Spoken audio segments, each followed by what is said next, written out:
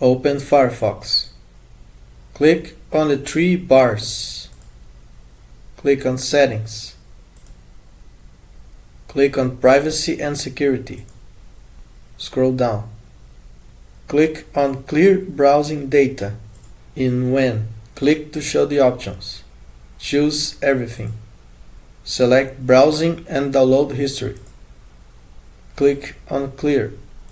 You can also include cookies and site data to be thorough, and you can also include cached files and pages to free storage space. It's a good idea to regularly clear the cache to free storage space. You can clear saved info if you want to delete your emails and registrations, and site settings to reset your browser preferences for websites.